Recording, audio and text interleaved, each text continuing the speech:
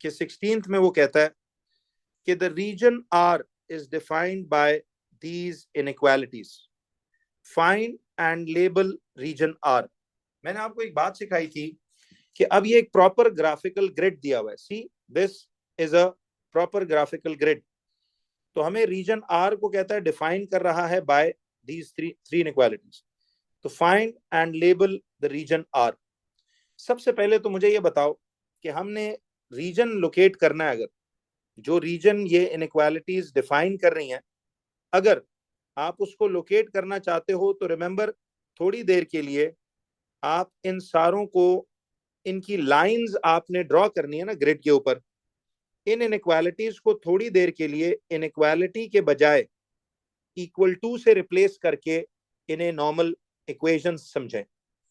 और अब आपको पता ना कि y equal to M x, y equal to M x plus c type की जो लाइन होती है, इसको प्रॉपर ग्राफ पे अब आपने क्या करना है, इसको ड्रॉ करना है। तो ड्रॉ करने के लिए याद है हम इसका एक टेबल बनाया करते थे ऑफ एक्स एंड वाई, और एक्स की आप लेते थे 3 वैल्यूज। तो यू टेक एक्स की कोई सी 3 वैल्यूज और इक्वेशन के जरिए उनके कॉरेस्पॉन्डिंग वाई के कोऑर्डिनेट्स लाते थे। अब ये एक्स की वैल्यूज कोई सी भी 3 अपनी चॉइस की आप वैल्यूज ले सकते हैं, लेकिन शर्त यह है कि वो एक्स की वैल्यूज आपके इस ग्राफिकल ग्रिड पे अवेलेबल होनी चाहिए। मैं चलो एक एक्स की वैल्यू 0 ले लेता हूं, एक एक्स की वैल्यू 1 ले लेता हूं, एक एक्स की वैल्यू 2 ले लेता हूं, वरना आप 0 से 5 तक कोई भी ले सकते हो। तो मैं 0, 1 एंड 2 ले लेता हूं। नाउ इसको y इक्वल टू 2x में फिलिंग करूंगा, तो ये आपके पास देखो ना, y equal to 2 into x. अब x की जगह सिर्फ आपने यहां से पुट करते जाना है कि देखो x की वैल्यू जब 0 थी, यानी x की वैल्यू जब 0 थी, तो उसका कॉरेस्पॉन्डिंग y कितना आता है, 2 0 टाइम्स 0। तो आपका कॉरेस्पॉन्डिंग y भी इसका 0 निकलेगा। फिर देखो कि जब आपके पास x की वैल्यू 1 है, तो ये आ गया 2 1, तो 2 1 2 आ गया, तो y का कॉरेस्पॉन्डिंग वैल्यू 2 बनता है। फिर चेक कीजिए, जब आपके पास ये 2 आएगा तो 2 2 कितना आ जाएगा, 4। तो आप इधर देखिए ना, 2 पुट करेंगे x की जगह 2, तो ये 4 कॉरेस्पॉन्डिंग y आ गया। तो हमारे पास 3 कोऑर्डिनेट्स बने। याद है ये सारा प्रोसीजर, एक 0 0, एक ये कोऑर्डिनेट हो गया, एक 1,2, दूसरा कोऑर्डिनेट इसका बन गया 1,2, एंड तीसरा कोऑर्डिनेट बन गया 2,4। तो इसका मतलब है कि ये 2,4 ऐसे करके आ गए। अब 0,0, मुझे ये बताएं कि now we will plot all these 3 points. तो ये आपके पास आ जाएगा 0,0 ये वाला। तो देखिए शार्प नुक्ता आपने बनाना है और उसको बेशक छोटा सा ऐसे सर्कल कर दो। फिर दूसरा पॉइंट था 1,2 वाला। तो देखो ना, इस पॉइंट का मतलब ये होता है कि इक्वेशन के मुताबिक जब x कोऑर्डिनेट 1 था, जब x कोऑर्डिनेट 1 था, तो इसका कॉरेस्पॉन्डिंग y कोऑर्डिनेट कितना निकला था, 2 निकला था। तो पॉइंट पर ये वाला बनता है ना। तो इसको हम यहाँ पे एक शार्प सा पॉइंट बना के, ये आपके पास ये वाला पॉइंट आ गया 1,2। Then the third point is 2,4. So when the x coordinate was 2, the y coordinate according to this whole situation was 4. तो ये आपके पास आ गया 2,4। तो ये आपके पास ये करके यूं बन गया। नाउ अगर हम इसको ज्वाइन करेंगे तो गौर कीजिएगा, ये आपके पास एक इक्वेशन बन गई ऐसे करके, y इक्वल टू 2x। ठीक है, ये आपके पास y इक्वल टू 2x की जो लाइन है ये ऐसे बन, ठीक है। लेकिन हमने यहाँ पे अब इसकी इक्वेशन नहीं लिखनी, बल्कि चूंकि हमने रीजन लोकेट करना था ना, तो ये वो y इक्वल टू 2x की लाइन है, बट ये एक्चुअली तो इनइक्वालिटी नहीं थी। तो आप इसको लिख दोगे y is greater than equal to 2x इस जगह। तो इसी कट कॉपी यार, जैसे नोट्स में आप चीजें करते थे, हम लोग क्लास में भी इसी तरह के सवाल जो आप प्रैक्टिस करते रहे, और पीछे सारी ईयरलीज कंप्लीटली रिकॉर्डेड डिस्कशन है, तो चीजें आनी चाहिए। अब देखो x plus y is less than equal to 4। मुझे ये बताओ कि अब इस लाइन को हमने अगर प्लॉट करना है ग्राफ पे, x plus y is less than equal to 4, तो इसको थोड़ी देर के लिए इक्वेशन में कन्वर्ट करूं, तो सबसे पहले मैंने इनइक्वालिटी के साइन के बजाय इक्वल टू लगा दिया। बट याद है अब इस लाइन को हमने ड्रॉ करना है, बट ड्राइंग से पहले आपको याद है y को क्या बनाना पड़ता है, y को सब्जेक्ट बनाना पड़ता है टेबल की, उससे पहले तो प्लस एक्स उधर जाके माइनस एक्स प्लस 4 हो जाएगा। अब इसका टेबल में x और y की 3 वैल्यूज आप अपनी मर्जी की ले सकते हैं। तो सपोज मैं इधर भी 0 1 2 x की ये 3 वैल्यूज ले लेता हूँ, 0 1 एंड 2। वैसे it is your choice, take 1 2 3 4 5, कोई भी आप इसमें से ले सकते हैं। तो जब मैंने ये लिया तो देखिए अब इसमें माइनस एक्स की जगह जब 0 डलेगा तो ये गौर कीजिएगा y equal to minus x plus 4 है ना। तो जब मैंने यहाँ 0 डाला, x की वैल्यू 0 इधर पुट की x की जगह, तो minus 0 plus 4 is a positive 4 only, तो ये आपको पॉजिटिव 4 ही देगा। देन जब आपने यहाँ पे 1 डाला तो minus 1 plus 4 is a positive 3, तो ये आपके पास पॉजिटिव 3 आ जाएगा। फिर जब आपने इधर 2 की वैल्यू पुट की तो माइनस 2 प्लस 4, ये पॉजिटिव 2 पुट हो जाएगा ऐसे। तो हमारे पास पॉइंट्स बने, पहला कोऑर्डिनेट क्या बना, 0,4 वाला, तो पहला पॉइंट 0,4, दूसरा पॉइंट बना 1,3, तो ये 1,3 बना, और तीसरा पॉइंट बना 2,2 वाला, तो 2,2 ये आ गया। अब 0,4, तो देखिए 0,4 आपके पास ये पॉइंट बनता है, this is going to be 0,4। Then 1,3 है, तो 1,3 आपके पास ये आ गया इधर, ये 1,3 वाला पॉइंट है, और फिर 2,2 ये आपके पास 2,2 का ये कोऑर्डिनेट बना। अब इनको अगर हम यूं जोड़ दें तो सी ये लाइन बेसिकली ऐसे करके एक लाइन बनती है। आप थोड़ा नीट लाइनें बनाएंगे, मैं तो फिर चलो जरा इधर ये करूं। तो अब दिस इज द लाइन, जो इसकी इनइक्वालिटी हम साथ इसकी ओरिजिनली लिखेंगे फॉर्म में x प्लस वाई। देखो इनइक्वालिटी थी x plus y is less than equal to 4, तो एज के ऊपर इक्वेशन नहीं बल्कि इनइक्वालिटी को आप लिखो। और अब तीसरी लाइन पे गौर कीजिए, ये जो line x is greater than equal to 0 असल में x इक्वल टू 0 की लाइन नहीं। बच्चों आप सबको याद आ रहा है, ये चीज भूलती है बार बार आप लोगों को, लेकिन समझ कर किया करें कि x इज इक्वल टू 0। देखो ये जो x एक्सिस है ना, ये y इक्वल टू 0 की लाइन होती है, क्योंकि ये y इक्वल टू 1, ये y इक्वल टू 2, ये y इक्वल टू 3 की लाइनें हैं, तो फिर ये y इक्वल टू 0 की लाइन होती है ना। तो x एक्सिस को याद रखें, ये x axis y equal to 0 इसकी इक्वेशन होती है। लेकिन x इक्वल टू 0 कौन है, देखो जैसे ये लाइन कौन थी, this was x equal to 1, ये x इक्वल टू 2, ये x इक्वल टू 3 की लाइन, तो फिर y एक्सिस ही हमारी x इक्वल टू 0 की लाइन नहीं होगी। तो आपका y axis was actually x equal to 0 की लाइन, लेकिन हम उसके साथ, अब इधर हम एक लाइन में ड्रॉ कर लेता हूं, इसके ऊपर ही देखो मैं एक लाइन ड्रॉ करके ऐसे थोड़ा सा इसको हाईलाइट कर रहा हूं। तो ये जो आपकी y एक्सिस है, यही line x is greater than equal to 0 की लाइन। तो अब वो कह रहे हैं कि आप फाइंड करें एंड लेबल करें रीजन R। तो बच्चों एक बात बताओ, अब ये तो तीनों लाइनें आपने ड्रॉ कर दी, तो हमने अब लेबल करना है रीजन R। तो what we are gonna do is कि इसको आप इनइक्वालिटीज को देखिए, पढ़ना आप लोगों ने इसको सीखा हुआ है। तो अब जब आप इनको पढ़ोगे ऐसे करके, तो y is greater than equal to 2x, तो मुझे ये बताएं कि ये वो लाइन थी ना, मैंने आपको क्या बताया था कि वो कहना चाह रहा है, सी वो कह रहा है the region R is defined by these inequalities, यानी ये इनइक्वालिटीज आपको रिक्वायर्ड रीजन का एड्रेस या लोकेशन बता रही। तो मुझे बताओ y is greater then 2x, मैंने क्या बताया था कि ऐसी लाइन हो तो वो कहना चाह रहा है कि रिक्वायर्ड रीजन उस इलाके में है जहां y की values greater than equal to होती हैं 2x से। तो ऐसी लाइन में y ग्रेटर देन, हमने सारी लॉजिक्स डिटेल्स पढ़ी थी, आई होप अब आपको आती हैं, कि y ग्रेटर देन कहाँ होता है, where is the value of y coordinate greater in this line. तो अबव द लाइन इसका मतलब है इस लाइन से ऊपर ही, इस लाइन से ऊपर वाले इलाके में क्या y की वैल्यू ग्रेटर नहीं होगी? इस जोन में y की वैल्यू ग्रेटर है, तो इसका मतलब है कि हमारा रिक्वायर्ड रीजन लाइन के ऊपर इलाके में पड़ा हुआ है। दैट मीन्स कि हमें लाइन से नीचे वाला जोन नहीं चाहिए, लाइन से नीचे वाला जोन सारा क्रॉस ओवर हो जाएगा, हमें ये जोन नहीं चाहिए। ठीक है, तो इस इलाके को आपने यूं कट कर लिया, तो दैट शोज कि we do not require the region below the line.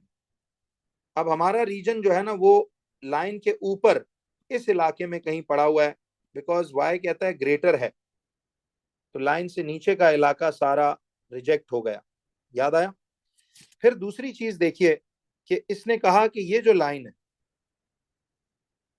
अब इसमें कहता है कि रिक्वायर्ड रीजन उस जगह पड़ा हुआ है जहां y less than equal to 4r, जहां y, देखो हमेशा याद रखो पॉजिटिव y के केस में देखो, या x प्लस वाई दोनों को ले लें, तो कहता है रिक्वायर्ड रीजन लाइन के उस इलाके में है जहां y less than equal to है। तो ऐसी लाइन हो तो y less than equal to कहां होता है? y हमेशा फिर लाइन से नीचे लेस देन 4 हुआ करेगा। आपको ये सारी लॉजिक्स में सिखा चुका था। तो अगर इसका मतलब है रिक्वायर्ड रीजन लाइन के नीचे है, तो लाइन से ऊपर का इलाका हमें नहीं रिक्वायर्ड, वो रिजेक्ट हो गया। तो लाइन से ऊपर का सारा जोन आप इधर से उड़ा दो या रिजेक्ट कर दो। ठीक है, अब मुझे ये बताओ कि दूसरी चीज उसने क्या कही है कि x इज इक्वल टू 0, ये वाली जो लाइन x इक्वल टू 0, ये जो लाइन थी, अब ये हम क्या करेंगे? तो मुझे एक बात बताओ कि ये जो लाइन आपके पास आ रही है, this line x is greater than equal to 0 वाली लाइन है, तो ये हम अब कैसे करेंगे? तो मुझे ये बताइए कि ये जो line x is greater than equal to 0 है, इसको हमें अब शो करना पड़ेगा। तो जरा देखिएगा कि कैसे। अब required region x is greater than में पड़ा हुआ है, तो मुझे ये बताएं कि अगर ये लाइन, तो इस x इज ग्रेटर देन 0 इस लाइन से आगे का जोन है ना, इसका मतलब है हमारा रिक्वायर्ड रीजन लाइन से आगे है। तो इस लाइन से पीछे वाला इलाका इट मींस हमें नहीं चाहिए, तो वो सारा जोन पिछला वाला रिजेक्ट हो जाएगा। तो इन सारी चीजों से जरा गौर करो कि देखो इस लाइन से रिक्वायर्ड रीजन ऊपर था, इस लाइन से रिक्वायर्ड रीजन नीचे था, और इस लाइन से रिक्वायर्ड रीजन आगे था। तो क्या हमारा रिक्वायर्ड रीजन फिर यही वाला इलाका नहीं बनता? और एक और क्लू भी था, याद है कि इसमें 3 इनइक्वालिटीज हैं, तो रिक्वायर्ड रीजन की बाउंड्रीज भी 3 ही होनी चाहिए।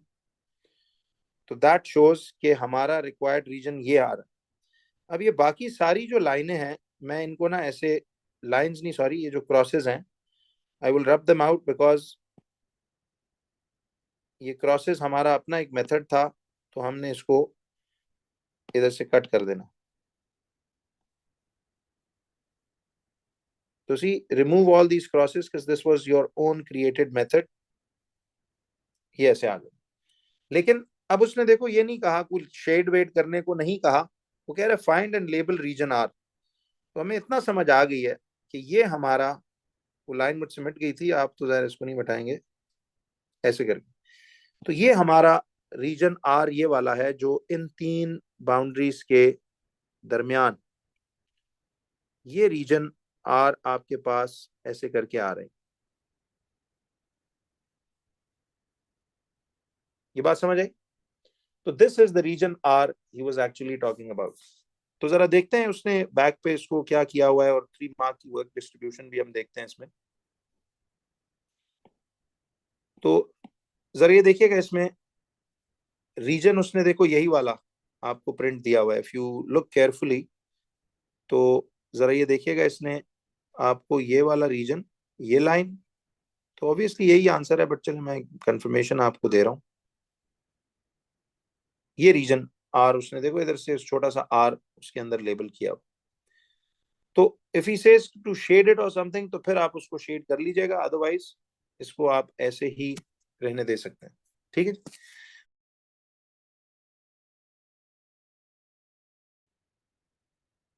जरा ये सवाल पढ़ो। कहता है कि 3 lines and a shaded region are shown on a 1 centimetre square grid. ठीक। देखो अब ये क्लोजअप व्यू में आपके सामने पूरा ग्रिड भी बना हुआ है। वो कहता है find the 3 inequalities that define the shaded region. अच्छा एक बात बताओ, आपने 3 इनइक्वालिटीज बनानी है जो डिफाइन कर रही हैं शेडेड रीजन को। अच्छा बच्चों मुझे एक बात बताओ कि आपको रीजन दिया हुआ है और इनइक्वालिटीज आपने बनानी है। देखिए अब इसमें फायदा यह है कि आपको ये शेडेड रीजन सारा ऐसे दिया हुआ, एक इसकी ये वाली बाउंड्री है, और एक इसकी ये वाली बाउंड्री है, और एक इसकी ये वाली बाउंड्री है। ये तीनों इस शेडेड रीजन की बाउंड्रीज हैं। तो पहला काम तो याद है कि आपने इन सारी लाइनों की इक्वेशंस ये फाइंड करनी थी। अच्छा अब मसला ये है कि देखो इस बाउंड्री की इक्वेशन तो यहां ये दी हुई है। ये फायदा है कि इसकी इक्वेशन तो गिवन है। इस वाली बाउंड्री की देखो, इस वाली बाउंड्री की इक्वेशन भी गिवन है। दोनों की इक्वेशन हमें गिवन है। अगर ना गिवन होती तो आपको कोऑर्डिनेट ज्योमेट्री के स्टेप्स के थ्रू खुद भी इक्वेशन ढूंढनी आती है ना। कई दफा वो ये सवाल भी कर सकते कि देखो अगर इस लाइन की इक्वेशन गिवन है तो फिर तो ये बहुत ही अच्छी बात है, टाइम बचेगा। इस लाइन की भी इक्वेशन उसने दी हुई है तो इसमें भी हमारा टाइम बचेगा। अगर ना दी होती तो just giving you a quick recall, अगर इस लाइन की इक्वेशन ना गिवन होती तो पहले तो हम इसकी क्या ढूंढते, जरा रिकॉल करो।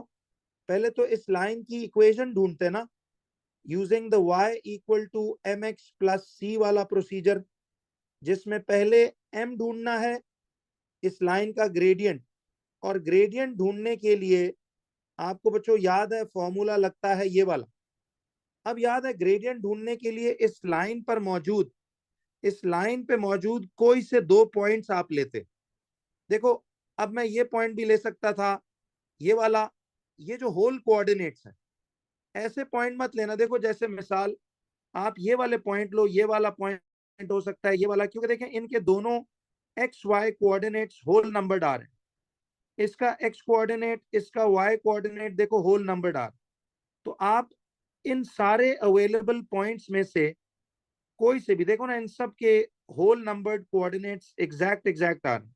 इवन ये वाला भी, ठीक है, इवन ये वाला भी जिसका ये वाला और ये वाला होल नंबर्ड। तो आप इन तमाम पॉइंट्स में से, इसमें से, इसमें से, इसमें से, दिस वन और दिस वन, कोई से भी 2 पॉइंट्स आप ले लेते और फिर उसमें पहले ग्रेडियंट निकालते, y2 माइनस y1। ठीक है, मैं चलो ऐसे कर भी लेता हूँ। फर्स्ट करो एक ये पॉइंट लेता 1,1, और एक पॉइंट ये ले लेता जिसका ये 2,3 ये आ रहा है, तो 2,3। अब ये x1 y1, ये x2 y2, तो ग्रेडियंट निकालता y2 minus y1 over x2 minus x1। देखो ये सिर्फ रिकॉल की नियत से वो सारे बोर्ड लेक्चर्स, खास तौर पे मैं बार बार सारे ईयरलीज में देखो वो बहुत डिटेल से रिकॉल्स में दे रहा हूँ। तो अब y2 माइनस y1 का मतलब है 3 minus 1 over x2 minus x1 का मतलब होता है 2 माइनस 1। तो ये 2/1, यानी ग्रेडियंट इसका निकल आता कितना, ग्रेडियंट इसका निकल आता 2। बात समझ आई? तो ये ग्रेडियंट इसका 2 निकल आए। बात समझ आई सबको? अच्छा जब इसका ग्रेडियंट निकल आता y equal to 2x plus C. अच्छा अब c निकालने के लिए आपको कोई एक पूरा कोऑर्डिनेट एक्स वाई वाला x और y की जगह पुट करके इधर c ढूंढने की जरूरत नहीं है, क्योंकि ये प्रॉपर ग्राफ है और इस पे दिख रहा है कि ये लाइन y एक्सिस को -1 पे काट रही है। तो इसकी equation y equal to 2x minus 1 direct ऐसे ही ना आ जाती? क्या ख्याल? तो देखो यही इक्वेशन इस लाइन की उसने दी हुई भी है। ये मैं सिर्फ रिवाइज करवा रहा हूँ बच्चों के, किसी केस में अभी पीछे एयरलीज में देखो इस तरह हुआ है कि किसी लाइन की इक्वेशन गिवन ही नहीं है। अब यहाँ तो उसकी बड़ी मेहरबानी, उसने दोनों की इक्वेशनें देकर हमारी जान छुड़वा ली। लेकिन अगर इस लाइन की इक्वेशन ढूंढनी होती तो आपको ये बात ग्राफ्स के सेक्शन में भी, शेडिंग ऑफ इनइक्वालिटीज के सेक्शन में भी, और कोऑर्डिनेट ज्योमेट्री में भी 3 दफा ये चीज करवाई गई थी, ताकि बार बार रिफ्रेश होती रहे। ठीक। अच्छा, अगर इस लाइन की इक्वेशन निकालनी होती तो इसमें देखो, अब मैं एक पॉइंट ये वाला कोऑर्डिनेट भी ले सकता था, क्योंकि देखो इधर ना दोनों एक्स वाई कोऑर्डिनेट ऐसे नुक्ते लेना कि जिनके एग्जैक्ट कोऑर्डिनेट्स हो। ये वाला भी ले सकते थे, देखो इसका भी एक्स वाई हमें पता है, इसका ले सकते थे, इसका भी एक्स और वाई हमें दोनों पता है। ये वाला पॉइंट हो सकता था, ये हो सकता था। इसके इस लाइन पे तो बेतहाशा पॉइंट्स अवेलेबल हैं। कोई से 2 पॉइंट्स आप लेकर उसी तरह x1 y1 x2 y2 label करते, और इसका पहले लाइन का ग्रेडियंट निकालते, और उसके बाद उसका देख लेते। ग्रेडियंट जब निकल आता तो फिर उसको इधर y equal to M x plus C में m की जगह पुट करते, और y इंटरसेप्ट तो इस लाइन का नजर आ रहा है कि this is cutting the y axis at 5। तो ये रिकॉल की नियत से मैंने वैसे आपको जरा रिफ्रेश किया है, यार ऐसे भी हो सकता था कि नहीं। बट यहाँ पे सवाल ये था कि वो कह रहे find 3 inequalities that define the shaded region. तो भाई आपको सिंपली इस, देखो इस शेडेड रीजन की इस बाउंड्री की इक्वेशन ऑलरेडी आपको ये गिवन है, इसको सिर्फ इनइक्वालिटी बनाना। फिर इस बाउंड्री की इक्वेशन भी देखो आपको गिवन है। अब सिर्फ आपने करना ये था कि इस वाली बाउंड्री की इक्वेशन आपने तलाश करनी है। जरा मुझे बताना, इस लाइन की इक्वेशन ढूंढने का तरीका y equal to M x plus C वाला प्रोसेस है क्या? बिल्कुल नहीं।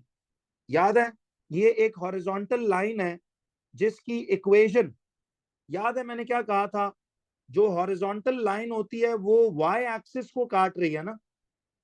देखिए ये हॉरिजॉन्टल लाइन y एक्सिस को काट रही है ना अहमद, y एक्सिस को काटे तो ये y इक्वल टू -2 है ना यार। इधर देखें, इस लाइन के ऊपर y कोऑर्डिनेट हर दफा -2 ही नहीं आएगा जी।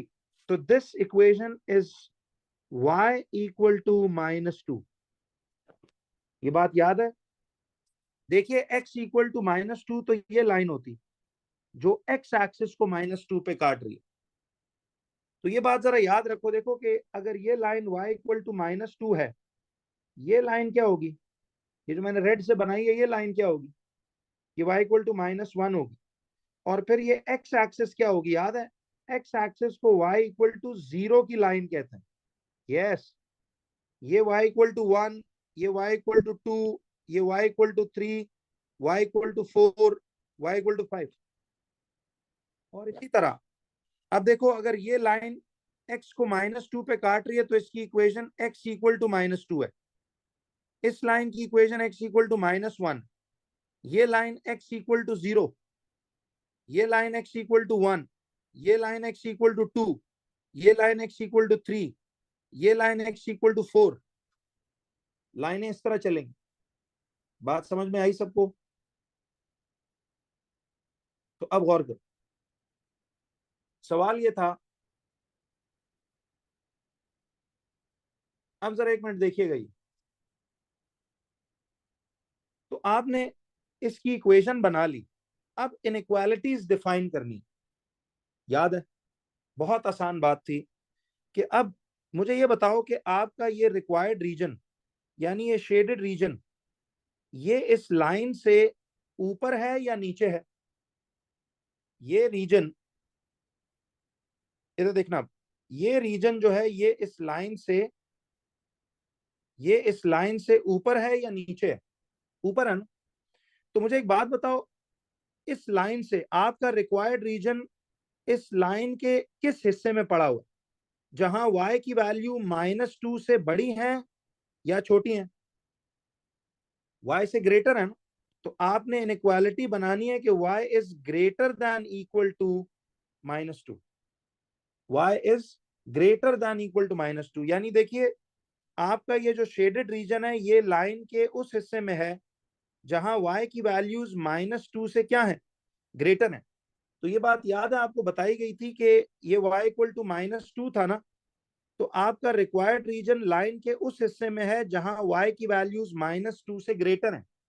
तो आप कहते हो कि जी y इज इक्वल टू की जगह ना आपने इनइक्वालिटी फिट करना होता है, तो आपने बोलना है कि y is greater than equal to -2, y is greater than equal to -2। बात समझ आई? चलिए अब एक बात बताओ कि इस लाइन में बताना जरा, इस लाइन के केस में, इस लाइन के केस में y जो है वो क्या है, ये नीचे है ना। तो आपको याद है लाइन से नीचे y क्या होता है, y लेसर देन होता है या ग्रेटर देन। याद है मैंने आपको इस चैप्टर में प्रूफ्स बताए थे कि यार इस लाइन से नीचे का कोई कोऑर्डिनेट इस इक्वेशन में पुट करके देख लें, कोई सा भी, इस लाइन से नीचे ना कोई सा भी कोऑर्डिनेट, इधर लाइन से नीचे कोई सा भी कोऑर्डिनेट एक्स वाई इधर पुट करके देखें, ये वाई वाली चीज लेसर देन 2x-1 निकलेगी। तो उससे हमने एक रूल बना लिया था कि इस लाइन से नीचे नीचे रीजन पड़ा हुआ है, तो इसका मतलब है कि उस रीजन में y जो है that will be less than equal to 2x-1। अच्छा, इक्वल टू इसलिए कि ये सॉलिड लाइन है, उसने कहा, ये तो नहीं कहा था ना कि इनसाइड द शेडेड रीजन, तो सिंपल सॉलिड लाइन है तो फिर इक्वल टू का साइन भी साथ ये पुट होगा। अच्छा, अब मुझे बताओ कि इस केस में, इस केस में भी जरा बताओ, आपका रिक्वायर्ड रीजन लाइन से नीचे है, तो लाइन से निचले इलाके में y की वैल्यू, पॉजिटिव y की वैल्यू लेस देन 5 ही होगी ना। तो आप इधर भी यही लिखोगे कि x plus y equal to की जगह सिर्फ इनइक्वालिटी का साइन ऐसे आ जाए, तो हम इसे बोलेंगे x plus y is less than equal to 5। तो आपके पास तीन इनइक्वालिटीज ये बनी कि एक y is greater than equal to -2, एक इनइक्वालिटी बनी y is less than equal to 2x-1, और एक बनी x plus y is less than equal to 5। ये तीन इनइक्वालिटीज आपकी ऐसे बनी। बात समझ आई? तो अब मुझे एक बात ये बताओ कि ये जब आपके पास तीन इनइक्वालिटीज ऐसे बन गई, तो जरा चेक करते हैं कि ये वाकई इसी तरह की बनती हैं या कोई डिफरेंट है। तो देखो, इसने x plus y is less than equal to 5, y is less than equal to 2x-1 and y is greater than equal to -2। Exactly वही जवाब बनते हैं जो वो हमें कह रहे।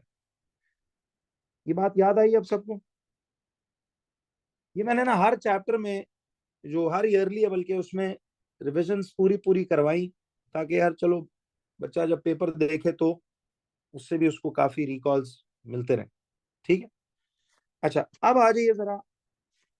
तो देखो, ईयरली करते हुए ना बच्चों, आप ये भी नोटिस करो कि किस किस चैप्टर में मोस्टली ज्यादा मसला आ रहा है। जब फिल्टर आउट हो जाए ना कि जो चीजें बिल्कुल परफेक्ट है उनको साइड पे कर, जिनमें मसाइल आ रहे हैं, अब सेकंड राउंड में रिविजन सिर्फ उन चीजों की लगा, तो फिल्टर होते होते सारे मसले आपके रैप अप हो जाएंगे। ठीक है जी, लेकिन एफर्ट करनी पड़ेगी। देखिए, अब जो मैं सिखा सकता था मैंने पूरी कोशिश की, अभी तक भी साथ लगा रहूंगा इंशाल्लाह आखिरी टाइम तक भी। जी जी बिल्कुल टाइम है जी, जब मैं कहूँ कि टाइम है तो फिर है, मतलब जब नहीं कहूंगा तो फिर समझोगे टाइम गया। अभी तो बेहतरीन वक्त है कि चलो अब रिविजनें भी हो गई और अब बस ईयरली पे राउंड्स देंगे। अच्छा, अब देखिए जी बी पार्ट कहता है another region R is defined by three inequalities. कहता है एक और रीजन है वो तीन इनइक्वालिटीज से डिफाइन हो रहा है। एक तो x plus y less than equal to 5, ये तो ऑलरेडी गिवन है। y is greater than 2x-1, line ये वही वाली है, बट इनइक्वालिटी कुछ और कह रहा है। और एक है कहता है x is greater than equal to 1, तो वो कहता है find the area of the region R. देखो यार, अब ये कई दफा ज्यादती कर जाता है कि ये अब एक मार्क दे रहा है सीधा सीधा, हालांकि वो पीछे वाला जो सवाल था अब ये इसमें 2 मार्क की तुक नहीं बनती थी, लेकिन चलो ठीक है, हम इसको कर लेते हैं। अब ये सवाल आप किस तरह से अटेम्प्ट करोगे, जरा ये सोचिए।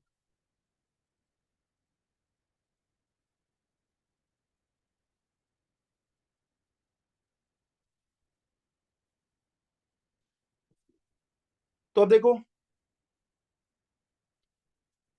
अब हमें ये करना पड़ेगा कि इसमें हमें कहा हुआ है कि another region R is defined by these inequalities। अब मुझे ये बताओ, x plus y is less than equal to 5 का क्या मतलब? देखिए अभी भी x plus y is less than equal to 5, इसका मतलब है हमने इस लाइन से कहां रहना, लेस देन इक्वल टू 5 है ना, तो इस लाइन से नीचे रहना।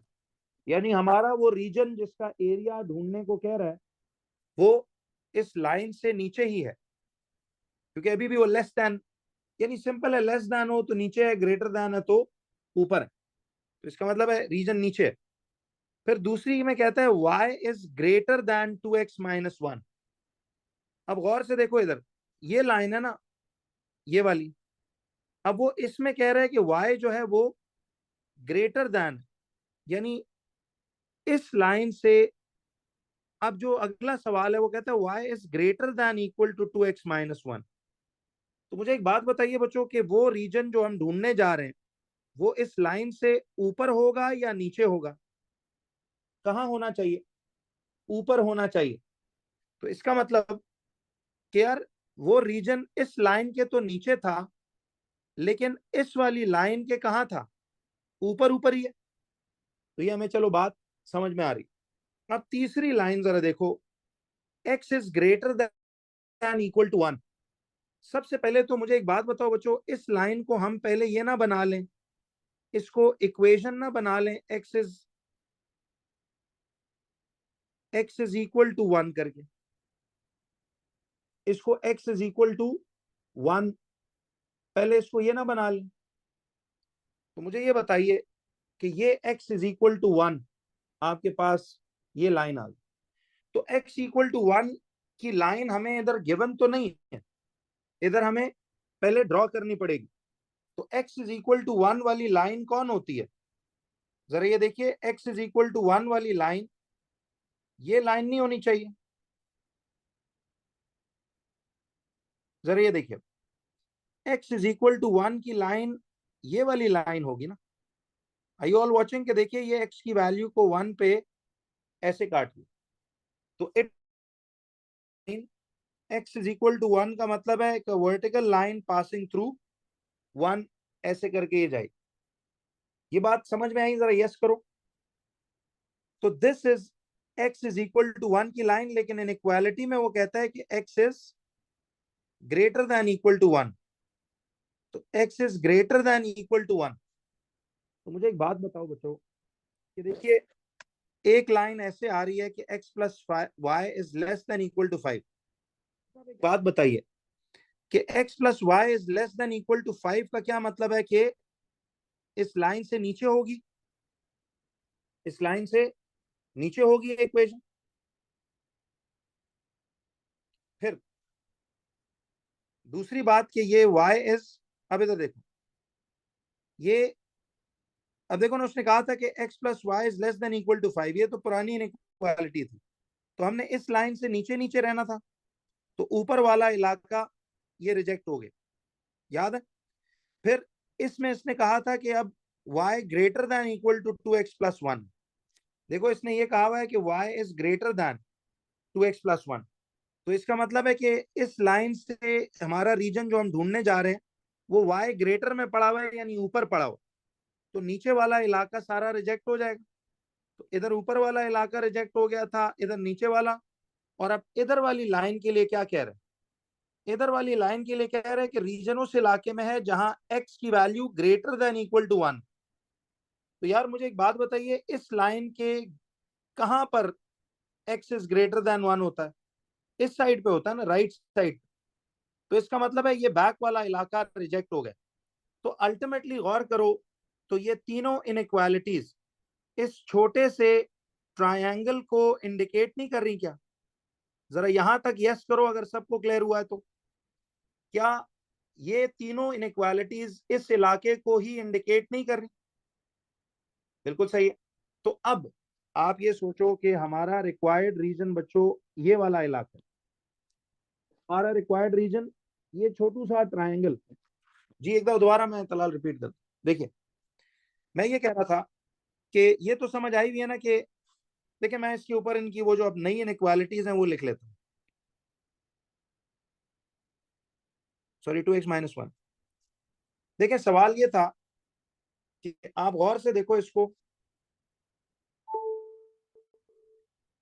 ये तो देखें कि इसकी इनइक्वालिटी तो यही रखी हुई है ना उसने। देखें x+y > 5। अब मुझे ये बताओ कि ये लाइन अगर यूं जा रही है तो अगर वो कह रहे हैं रीजन उस इलाके में है जहां y लेस देन होता है, याद है इनइक्वालिटी को y के रेफरेंस से पढ़ते थे जब y अवेलेबल हो, तो y इज लेस देन कहां होता है, लाइन के किस तरफ y लेस देन होगा? जरा आप रिपीट जो कहता है ना वो जरा प्लीज बताया भी करो साथ साथ। y लेस देन 5 कहां पे होगा? फिलहाल बताइएगा जरा, y लेस देन 5। जी बिल्कुल सही है, इसके नीचे होगा ना, यानी इस लाइन से नीचे है हमारा रिक्वायर्ड रीजन। तो फिर ऊपर वाला इलाका तो रिजेक्ट नहीं हो जाएगा? जरा यस नो करते रहना अगर समझ आ रही है तो। ठीक, ऊपर वाला रिजेक्ट हो जाएगा। अब वो देखो इस लाइन के लिए कहता है कि y is greater than equal to 2x - 5। देखो ना ये कह रहा है y इज ग्रेटर देन, तो हम पहले इनइक्वालिटीज के जरिए इलाका ढूंढ रहे हैं कि अब इस लाइन में कहता है y इज ग्रेटर देन, तो बताओ लाइन के किस तरफ y ग्रेटर होता है? लाइन के ऊपर ग्रेटर होता है या नीचे की तरफ? ऊपर ग्रेटर होता है, तो इसका मतलब है हमारा रिक्वायर्ड रीजन ऊपर पड़ा हुआ है। रिक्वायर्ड रीजन ऊपर पड़ा हुआ है तो लाइन से नीचे का इलाका सारा रिजेक्ट नहीं हो जाएगा? ये रिजेक्ट हो जाएगा, समझ आई? इसी तरह अब इस लाइन में देखो, सॉरी ये जो लाइन थी तीसरी, x is greater than equal to 1, हमने इसे थोड़ी देर इनइक्वालिटी से इक्वेशन में चेंज किया। तो x इक्वल टू 1 की लाइन यही वाली लाइन नहीं होगी, ये वाली x इक्वल टू 1 वाली। तो अब गौर करें, अगर ये आपके पास x इक्वल टू 1 वाली लाइन है तो इसका क्या मतलब होगा?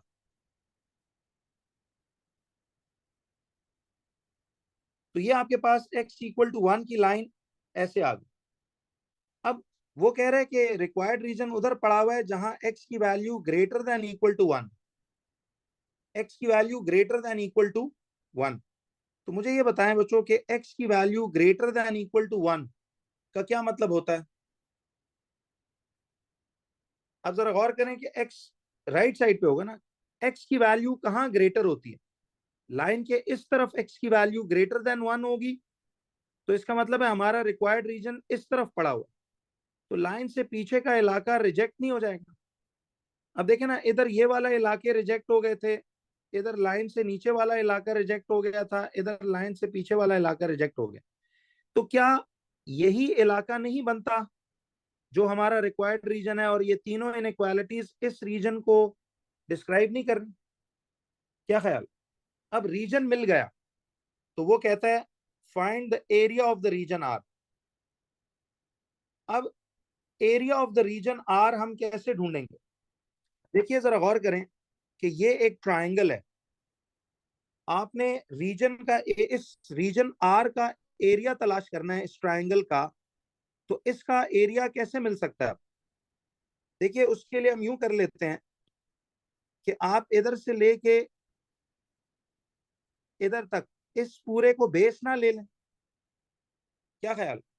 इसको बेस ले लेते हैं और ये जो पूरा यहां तक लाइन बनती है, जरा ये देखिएगा आप, ये जो लाइन बन रही है बच्चों ये वाली, थोड़ा जूम इन करके मैं दिखा देता हूं। ये लाइन जो है, देखिए ये आपके पास, तो ये वाली साइड इस ट्राइंगल की बेस बना लो और ये वाली साइड इसकी याद है परपेंडिकुलर हाइट बना लो। तो फिर half into base into height कर सकते हैं ना। अब बेस देखो, इसकी एक बॉक्स, दो बॉक्स, तीन बॉक्सेस जितनी बेस है, तो बेस इसकी हम लिख लेंगे यहां से ऐसे 3 बॉक्सेस जितनी।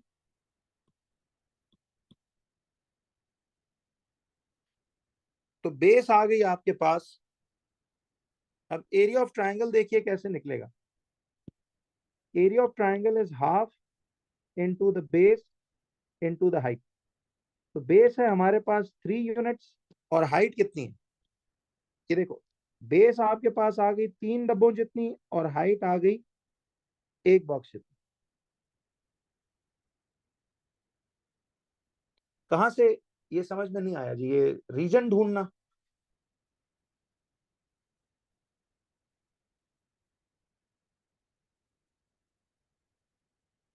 इसमें क्या चीज मसला करिए, ये जो वर्टिकल लाइन वाली बात है, या रीजन ढूंढना।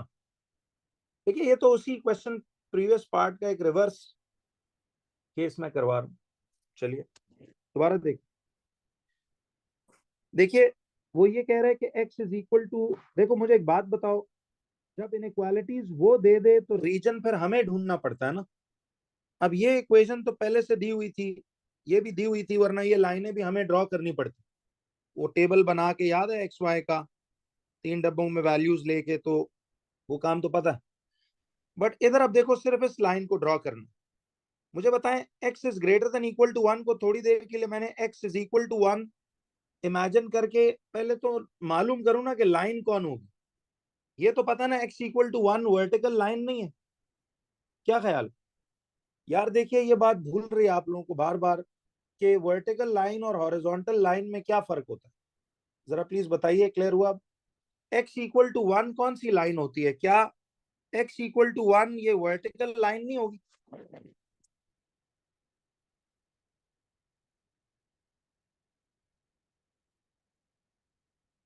तो देखिए आपने ये वर्टिकल लाइन ड्रॉ कर ली ऐसे एक्स इक्वल टू 1। अब इस लाइन की इनइक्वालिटी में वो कहता है y लेस देन वाली जगह पे, यानी रीजन उधर है जहां y लेस देन, तो इसका मतलब है रीजन लाइन के नीचे होगा ना, तो ऊपर वाला इलाका सारा रिजेक्ट नहीं हो जाएगा? क्या ख्याल है, क्योंकि लाइन से नीचे। अब जरा यस नो करो प्लीज जल्दी से।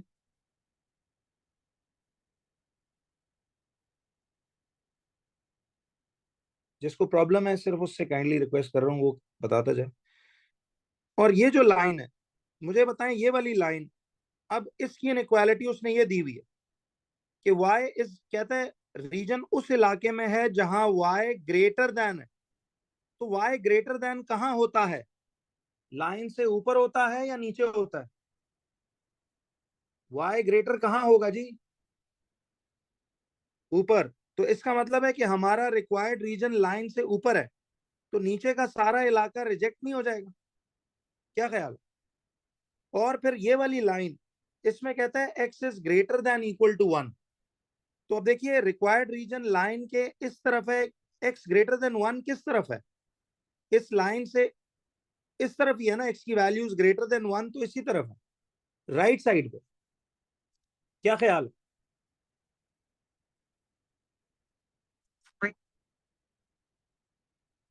अब जरा देखो ना, वो आवाज आ रही है सब?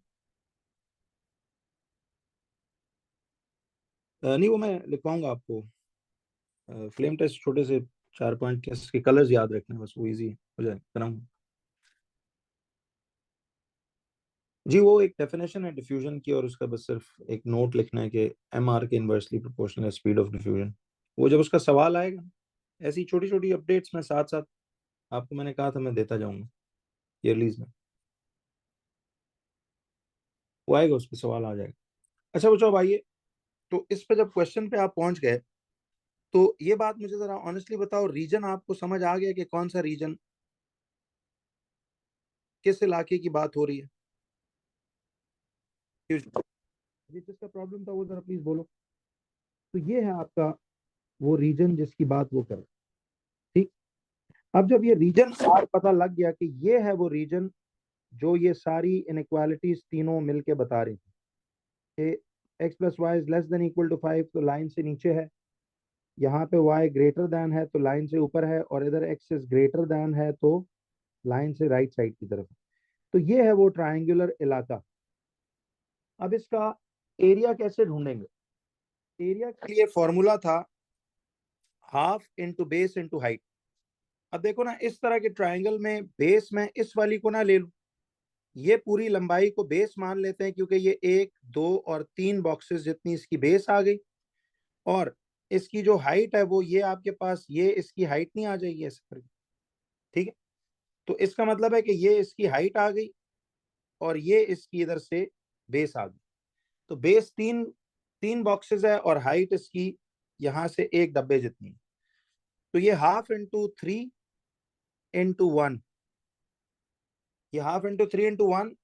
तो इसका मतलब है कि आपके पास एरिया आ जाएगा 3/2, यानी कि 1.5, सॉरी एरिया वुड बी 1.5। चूंकि बॉक्सेस हैं तो इसको हम यूनिट स्क्वायर का लफ्ज बोल देते हैं, क्योंकि देखें उसने ऊपर, हाँ बल्कि इधर बताया हुआ ना 1 सेंटीमीटर स्क्वायर ग्रिड। हाँ जी, बड़ी इंपॉर्टेंट बात है कि 1 सेंटीमीटर स्क्वायर ग्रिड है, तो फिर इसे अब यूनिट स्क्वायर नहीं लिखना बल्कि 1.5 सेंटीमीटर स्क्वायर, देखो उसने खुद दिया हुआ भी। तो इसका मतलब है कि ये 1.5 सेंटीमीटर स्क्वायर इसका एरिया आ जाए। जरा यस करो जिसका ये प्रॉब्लम था। क्लैरिटी से बच्चों, अब ये शेडिंग ऑफ इनइक्वालिटीज का कॉन्सेप्ट भी सही समझ आया, रिकॉल हुई ना बातें? तो इस तरह बस देखें हम, अगर अब बाकी तो 2022 से लेके 2018 तक के P1s एंड P2s GCE वाले भी और बहुत सारे IG वाले भी मैंने अपलोडेड रखे हुए हैं। वो तो आप अपने जो जो ईयरली पीछे करते जा रहे हो, अपनी for the sake of revision and problem discussion, उन्हीं ईयरलीज को आपने एक दफा रिव्यू करना है, ठीक है? मैं आपके साथ जो जो रिकॉर्डेड हालत में नहीं है पेपर, वो वाला आपके साथ लाइव क्लास में डिस्कस करता जाऊँ। जी, इसको मिक्स नंबर्स में भी लिख सकते थे, लेकिन चलें, अब हमें पता है कि यार इसका आंसर डायरेक्ट 0.5 में आता है, तो इस तरह लिख लेते हैं। तो अब इसका जवाब देखिए, बैक से देख लेते हैं। 1.5 तब ये था, और इक्विवेलेंट यानी इसको मिक्स फ्रैक्शन में भी लिखा जा सकता था।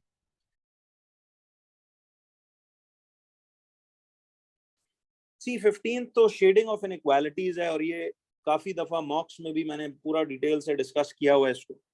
उम्मीद है अभी आपको क्लैरिटी से चीजें आ गई होंगी। तो देखिए वो कहता है the shaded region is defined by 3 inequalities, find these 3 inequalities. बच्चों अब 3 इनइक्वालिटीज हैं। एक तो देख लो लाइनें सॉलिड हैं।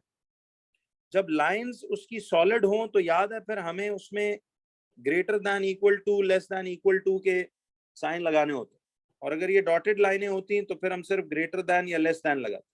या अगर वो सॉलिड लाइनें भी दे के बोलता कि सिर्फ इनसाइड द रीजन की इनइक्वालिटीज बनाओ, तो उसमें भी फिर सिर्फ ग्रेटर दैन लेस दैन होता है। ये बात बता चुका। अब वो कहता है कि द शेडेड रीजन जो आपको दिया हुआ है उसने, the shaded region is defined by 3 inequalities, find these 3 inequalities.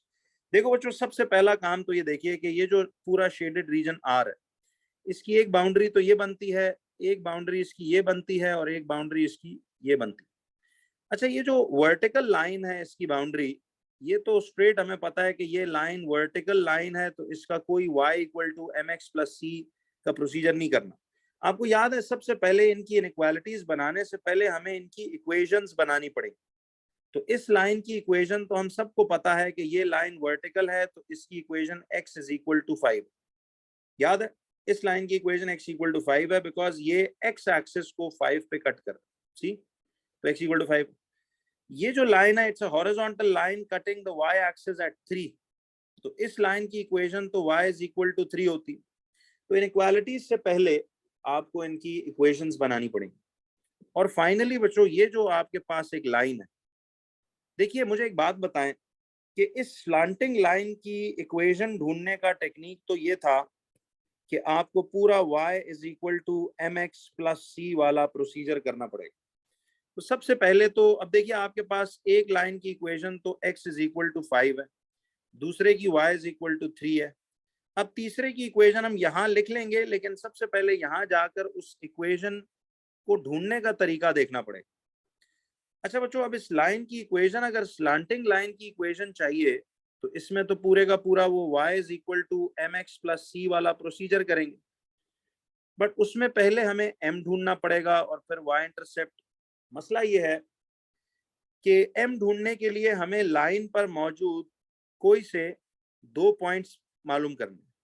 देखिए अब ये पॉइंट भी हो सकता है, ये भी हो सकता है, ये भी हो सकता है, ये भी, तो there are numerous points available for you.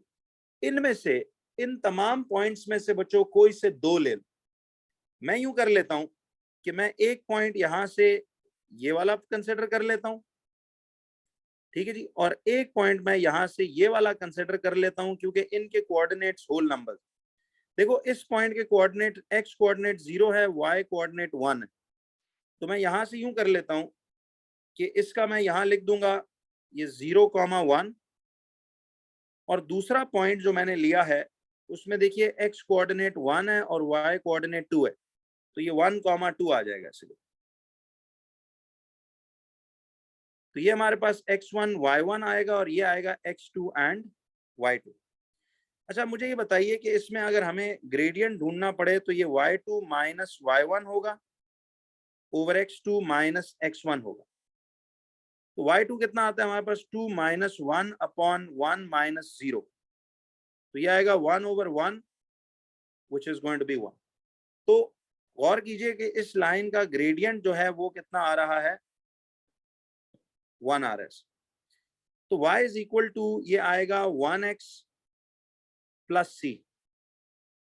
तो 1 तो लिखने की जरूरत नहीं होती, तो y equal to x plus C है। तो अब मुझे बताइए कि ये जो c होगा इसको y इंटरसेप्ट हम कहेंगे, तो ये आएगा y is equal to x plus 1।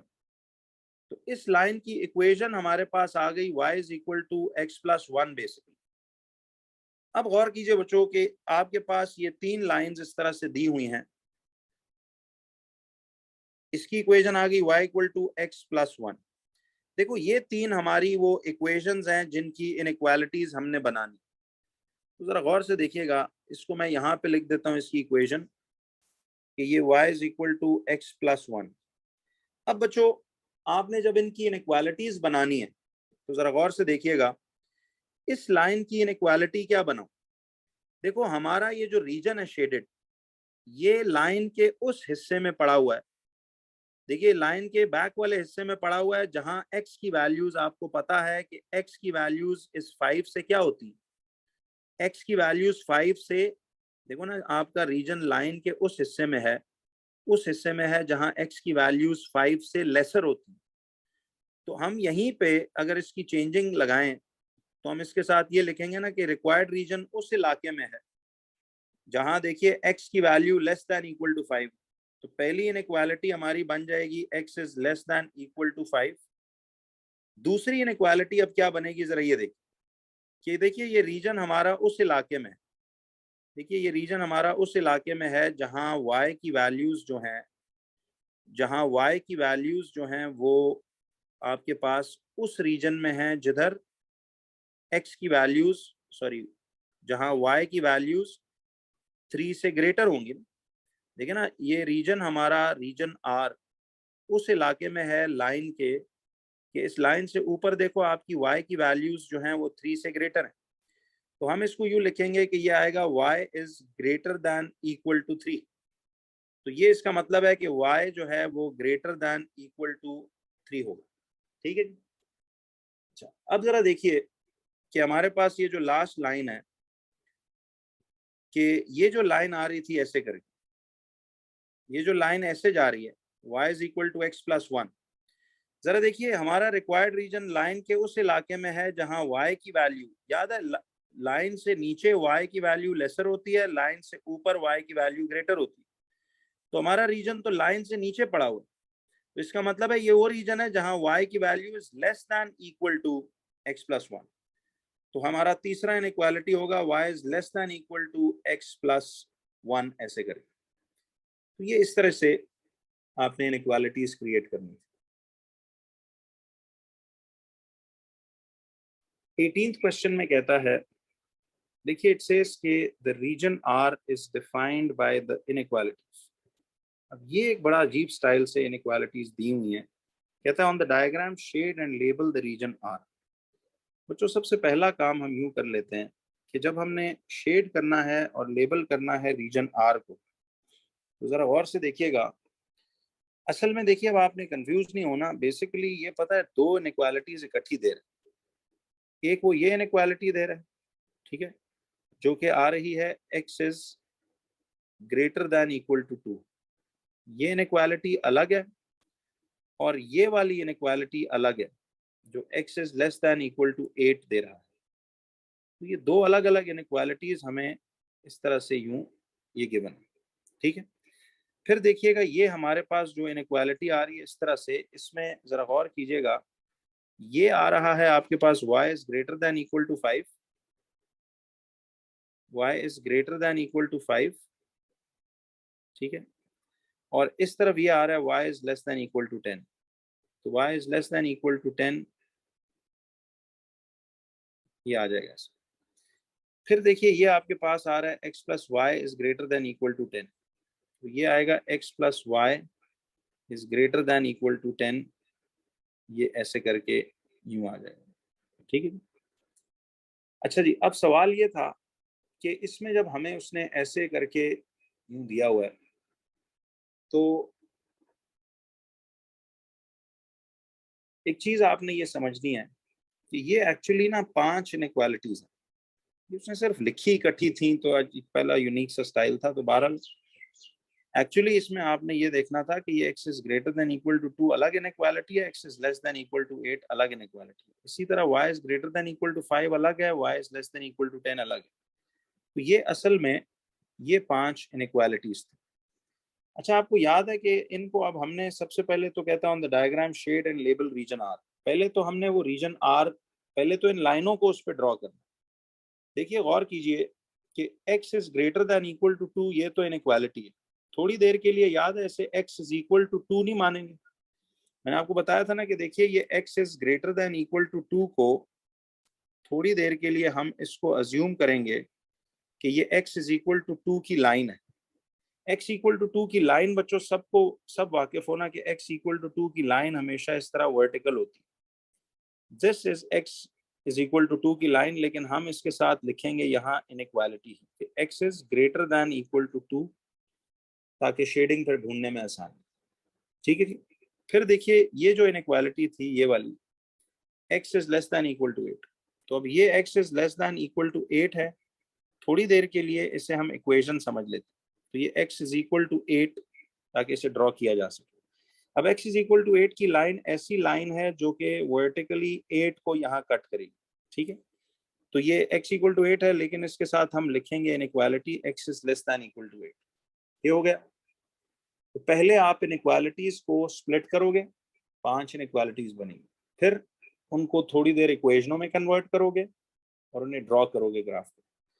अच्छा, अब देखिए, ये वाली जो इनइक्वालिटी थी, this one, y is greater than equal to 5। तो ये देखिए, y is greater than equal to 5 ये आ जाता है आपके पास। ये तो y, इसको थोड़ी देर के लिए y इक्वल टू 5 कर, तो y इज इक्वल टू 5 की लाइन जो है वो कैसी लाइन होगी, वो बेसिकली इनके दरमियान ऐसा स्प्लिट लाइन ऐसी करके जाएगी। तो ये y is greater than equal to 5 ये ऐसे आ जाए, ठीक है।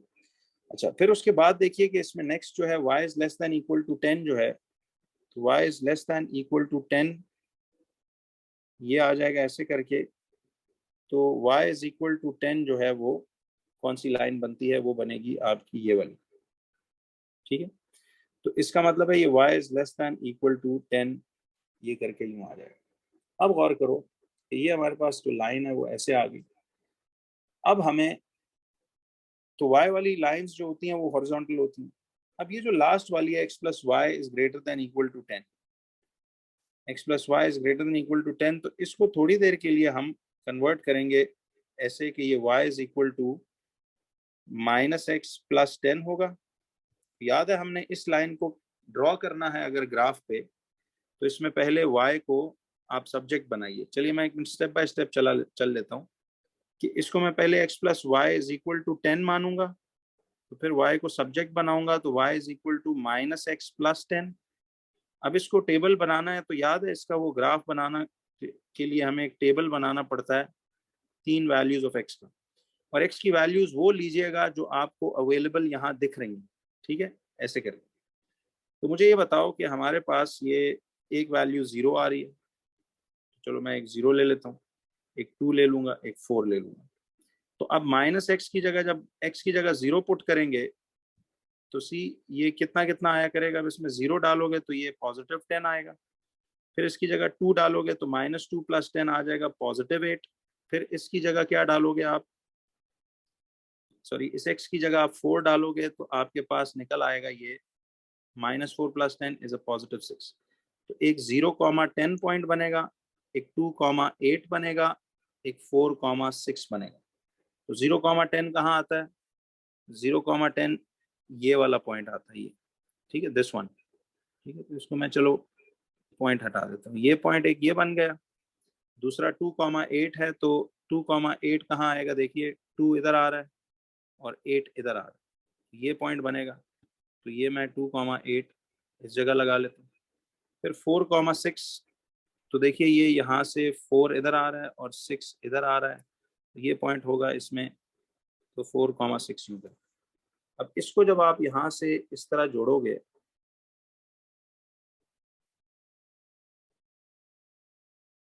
तो ये आपके पास वो लाइन बन गई, x + y is greater than equal to 10। लिखनी इसके साथ इनइक्वालिटी ही है, बट आप इसको ऐसे करके यूं दिखा दोगे। ये एक प्रोसीजर है पूरा जो आपको सोचना चाहिए। खैर, अब आपने देखिए वो कहता है कि ऑन द डायग्राम सवाल, अब ये पहला काम हमने क्या किया, इन इनइक्वालिटीज को स्प्लिट किया पहले और इनकी रिक्वायर्ड लाइंस ड्रॉ की, ठीक है, और फिर उनके साथ इनइक्वालिटीज लिखी। अब वो कहता है on the diagram shade and label the region R. Region R जो रिक्वायर्ड रीजन है उसको शेड करना। तो पहले तो आप वो रीजन आर तलाश करें। देखिए मैंने आपको क्या कहा था कि ये वाली जो लाइन है, देखो अब वो कह रहा है कि रिक्वायर्ड रीजन लाइन के उस हिस्से में है जहां x जो है वो ग्रेटर देन इक्वल टू 2 होता है। तो जरा बताओ x greater than equal to 2 इस लाइन के किस तरफ है, लाइन के राइट साइड पे होगा या लेफ्ट साइड। तो आप देख रहे हो ना कि वो कह रहा है, देखो इनइक्वालिटी बता रही है कि रिक्वायर्ड रीजन उस जोन में है जहां x is greater than equal to 2। तो x is greater than equal to 2 तो इस तरफ होता है। इसका मतलब है कि हमारा रिक्वायर्ड रीजन जो है वो लाइन के इस साइड पे पड़ा हुआ, ग्रेटर देन 2 वाली इलाके में पड़ा हुआ, ठीक है। तो इट मींस कि लाइन से ये जो पीछे का इलाका है ये सारा रिजेक्ट हो जाए। तो for rejection I am going to basically show some crosses like this, के लाइन से पीछे का इलाका रिजेक्ट हो गया। तो दैट मींस कि see now it can be either this region, this region, this और दिस। तो आहिस्ता आहिस्ता फिल्टर आउट होते जाएंगे। अब जरा देखो ये जो लाइन देखिए x = 8 वाली, कहता है रीजन उस इलाके में है इस लाइन के जहां x is less than equal to 8। तो मुझे बताओ कि x is less than equal to 8 तो इस लाइन से पीछे की तरफ होगा। इस लाइन से पीछे की जानिब x की वैल्यूज लेस देन 8 है। इसका मतलब है कि हमारा रिक्वायर्ड रीजन लाइन से पीछे की तरफ पड़ा हुआ। The region r is lying behind the line, क्योंकि उसने कहा कि x is less than equal to -8 के जोन में। तो दैट मीन्स के लाइन से आगे का ये सारा इलाका हमें नहीं चाहिए। This has been rejected basically, ठीक हो गया। तो now you are filtering and trying to reach that zone. अच्छा अब देखो इसमें ये जो लाइन थी ये वाली, देखो वो कहता है required region is in that zone where y is less than equal to 10। तो y लेस देन 10 तो इस लाइन से नीचे होता है। It means our region is below the line. तो the region above the line is not required, it will all be rejected, क्योंकि y less than 10 वाले में हमारा रीजन पड़ा हो। तो ये इस तरह से see we are actually reaching the region जो हमने ढूंढना है। फिर इस वाले लाइन में देखो कि वो कहता है रिक्वायर्ड रीजन इस लाइन के उस तरफ है जहां y जो है, see y is greater than equal to 5। कहता है y is greater than equal to 5। तो मुझे बताएं कि लाइन ये है, तो y is greater than equal to 5 का मतलब है कि रिक्वायर्ड रीजन लाइन के उस हिस्से में है जहां y जो है वो ग्रेटर देन इक्वल टू 5। तो इसका मतलब है इस लाइन के तो ऊपर होता है ना y ग्रेटर देन 5। तो इसका मतलब है कि लाइन से नीचे वाला इलाका हमें नहीं चाहिए, वो रिजेक्ट हो जाएगा। See we are basically about to reach that zone. तो कुछ बस अब तक तो यही एक ट्रायंगुलर इलाका रह गया या एक यही वाला ये इलाका रह गया रीजन 1 या 2। और अब वो कहता है कि ये जो लाइन है सी, इस लाइन में कहता है रिक्वायर्ड रीजन उधर है जहां y greater than equal to 10। तो आपको याद है ऐसी लाइन में y ग्रेटर जो होता है देन 10 वो लाइन के ऊपर के इलाके में होगा। तो लाइन का निचला इलाका सारा रिजेक्ट हो जाएगा। तो ultimately see what you find is कि लाइन से नीचे ये सब रिजेक्ट कर दें। तो फाइनली बच्चों this is going to be your region C. इसकी ये जो बाउंड्रीज हैं ये है वो रीजन जो हमारा ये तमाम इनइक्वालिटीज डिस्क्राइब करेंगे। वो कह रहा है इसको शेड करो। See it says shade this region. तो पहले तो आपको ये समझ आ गई कि रीजन मिल गया ना, तो अब बेशक ये क्रॉसेस ना यूं मिटा देना। तो I have to be little careful. इस तरह से ये क्रॉसेस सारे ना आप यहाँ से यूं यूं करके मिटा दीजिएगा, बिकॉज रीजन अब जब मिल गया then there is no need to keep these crosses, because ये हमारा एक अपना तरीका था। ठीक है, तो ये हमने सपोज ऐसे करके सारे क्रॉसेस आहिस्ता आहिस्ता हटा दिए। रबर से आप मिटा दोगे। ठीक है, ऐसे करें। तो we know who the region is now. तो रीजन जो था उसने कहा था कि on the diagram shade the region and label it R. तो अब हमने शेड करना है, तो फिर आपने इसको शेडिंग के लिए ये वाला वो रीजन था, उसने कहा था कि रीजन को अब आप शेड करो। ठीक है जी, तो ये रीजन हमने ऐसे करके शेड कर दिया और इसमें आर यू लिख दिया। ठीक है, वैसे तो इसको आपने डार्क शेडिंग करनी है ऐसे करके, प्रॉपर शेडिंग हो लाइन बाय लाइन ऐसे बाउंड्रीज। तो this will be your region which is described by these inequalities. I hope बच्चों ये क्लियर हो रहा है सबको।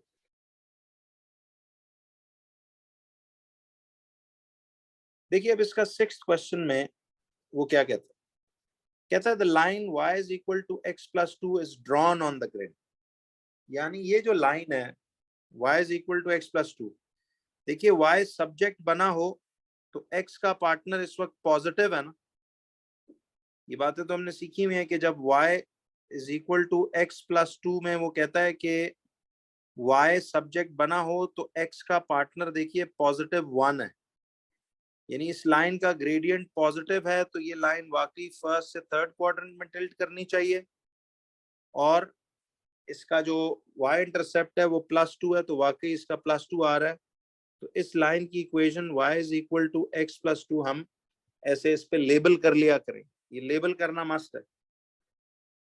अच्छा, अब वो हमें कहता है on the grid draw the line x plus 2y is equal to 7। 2 marks का काम है। अब हमने इसी ग्रिड पे ये लाइन ड्रॉ करनी। तो मुझे एक बात बताइए कि ये लाइन हम कैसे ड्रॉ करते हैं। सबसे पहले तो इस लाइन में से y को सब्जेक्ट बनाएंगे, तो 2y इज इक्वल टू ये आ रहा है 7। ये चलो प्रॉपर फॉर्मेट ही लगाते हैं। ये माइनस एक्स प्लस 7 आ रहा है, और फिर y is equal to minus x plus 7 upon 2। याद है जी, जब भी बच्चों हम किसी लाइन को ड्रॉ करते हैं तो पहले उसमें y को सब्जेक्ट बनाते हैं, और फिर लाइन ड्रॉ करने के लिए रिमेंबर हमें एक टेबल ड्रॉ करना पड़ता है, और उस टेबल में हमने 3 वैल्यूज फिल इन करनी होती हैं, नेमली। अच्छा, अब वैसे तो वो 3 वैल्यूज आपको याद है -1, 0 और 1 फिल करते थे। लेकिन जब y सब्जेक्ट बने और कोई फ्रैक्शनल चीज आ रही हो तो फिर वैल्यूज x की सोच कर। दूसरी बात यह कि इधर माइनस का क्वाड्रेंट तो है ही कोई नहीं, तो कुछ देखिए x की मैंने क्या कहा था कि x की इन गिवन वैल्यूज में से में से 0 से लेके आपके पास 8 तक की वैरायटी है। तो आप इस जगहों पे x की इन में से कोई सी 3 वैल्यूज लो, और ऐसी वैल्यूज लो कि आपका y का जवाब बेस्ट पॉसिबल होल नंबर्ड आए, क्योंकि देखो इधर वो छोटे छोटे डिविजन्स नहीं है। अच्छा, तो अब इस x की जगह मैं पहले ले लेता हूं कौन सी वैल्यू। चलिए, एक तो ये 1 दिख रही है, बड़ी अच्छी वैल्यू नजर आ रही है, क्योंकि 1 पुट करूंगा तो जरा ये देखना, y is equal to minus x plus 7 upon 2। अगर देखो इधर 1 पुट करूं तो ये -1 प्लस 7 आ जाएगा +6। +6 अपॉन 2 कितना आ जाएगा आपके पास कट होके 3 आ जाएगा, तो इसका मतलब है इसका y कोऑर्डिनेट 3 बनता है। समझ आ रही है?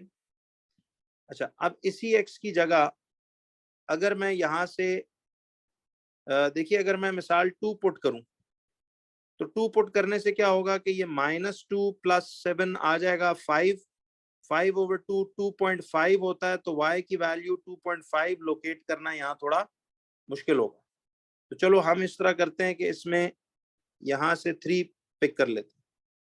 तो 3 पिक करूं तो ये आएगा -3 + 7 कितना बनता है ये? -3 + 7 इज 4/2, तो y इज इक्वल टू 2 आ जाएगा। तो 4/2 ये 2 आ जाएगा। ठीक है, फिर इसी तरह से देखिए कि ये आएगा आपके पास, तो अब दिख रहा है कि कुछ ऑड नंबर सीक्वेंस ही काम कर रहा है। तो ये आएगा आपके पास 5 -5 + 7 इज 2/2, तो y इज इक्वल टू 2, ये ऐसे आ जाएगा। तो अब मुझे ये बताइए कि ये आपके पास कोऑर्डिनेट्स यूं आ गए। ठीक है जी, तो सोच कर ले ताकि एग्जैक्ट जवाब, एग्जैक्ट कोऑर्डिनेट्स आए, तो दैट्स बेटर। तो एक कोऑर्डिनेट देखिए अब आपके पास बना 1,3, तो 1,3 एक पॉइंट आ गया। दूसरा बना आपके पास 3,2, तो एक 3,2 बना, और तीसरा कोऑर्डिनेट आपके पास बना 5,2, तो ये 5,2 है। तो 1,3 किधर आ जाएगा? वो इधर आ जाएगा, देखिए इस जगह। ठीक है, चलें इसको फिलहाल इंसर्कल नहीं करते, इस तरह डॉट्स ही लगा लेते हैं। एक ये पॉइंट है 3,2 आपके पास ये वाला पॉइंट बन गया, और 5,2 आपके पास, सॉरी 1,3 है, 3,2 है, और 5,1 है, सॉरी ये 2 नहीं आता जी, मैंने थोड़ा गलत कर दिया इसको। ये 5 लें तो ये तो आता है ना 2/2, तो ये आता है 2/2 विच इज 1, तो ये 5,1 आ रहा है, सॉरी ये ठीक कर लेंगे, 5,1। तो अब ये 5,1 ये पॉइंट आता है, बिल्कुल सही है। तो अब आपने याद है इन तीनों नुकात को आपस में एक रूलर से स्ट्रेट लाइन की मदद से जोड़ना है।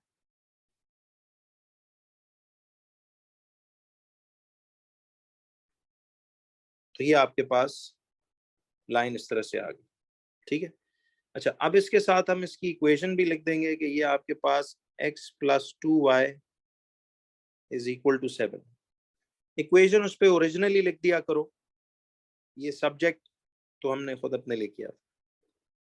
अच्छा, अब वो कहता है यूज योर ग्राफ, कोई कैलकुलेशन वाला काम कहता नहीं करना, use your graph to find the solution of these simultaneous equations.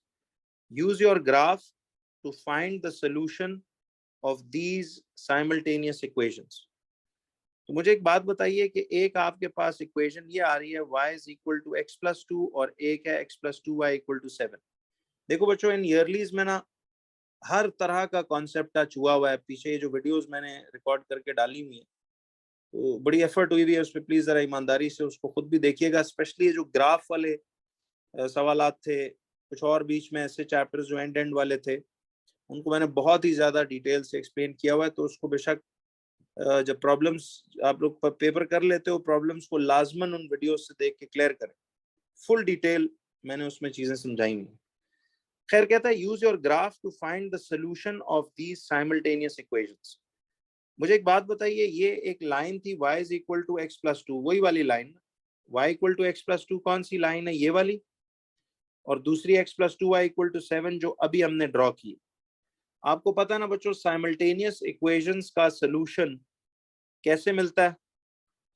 देखिए, जिस नुक्ते पे, मुझे ये बताइए, जिस नुक्ते पे ये दोनों लाइनें, याद है, इंटरसेक्ट करती हैं, आपको बताया गया था ना कि अगर मैं देखो इस इक्वेशन को और इस इक्वेशन को साइमल्टेनियसली सॉल्व करता, तो सॉल्व करने से वो जो x का जवाब आना था और y का जवाब आना था, कोऑर्डिनेट ज्योमेट्री में क्या सिखाया था आपको कि ये x और y असल में उन दोनों लाइनों को अगर हम ग्राफ पे ड्रॉ करते, जैसे ये बनी हुई है, एक ये लाइन है और एक ये लाइन, अगर उन दोनों लाइनों को ड्रॉ करते तो जिस नुक्ते पे वो दोनों लाइंस आपस में इंटरसेक्ट करती हैं, उस पॉइंट पर आपने x का,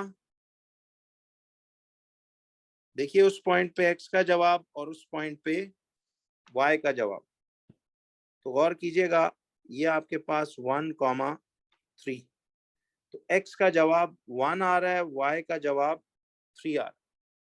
तो इसका मतलब ये हुआ कि x का आंसर 1 है और y का आंसर 3 है।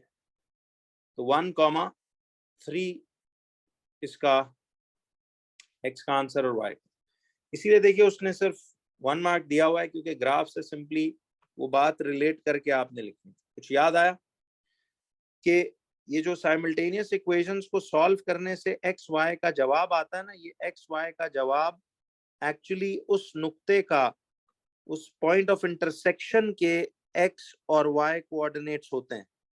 ठीक है, तो ये 1,3 इस पॉइंट पे ये मीट कर रहा था, तो वो तो ग्राफ से ही देख लें।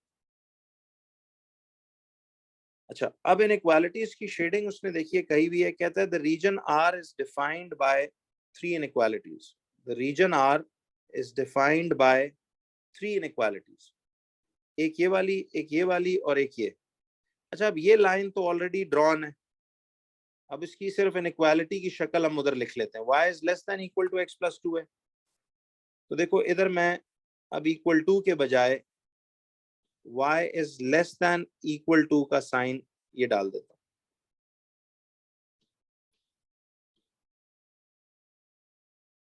यूं करके।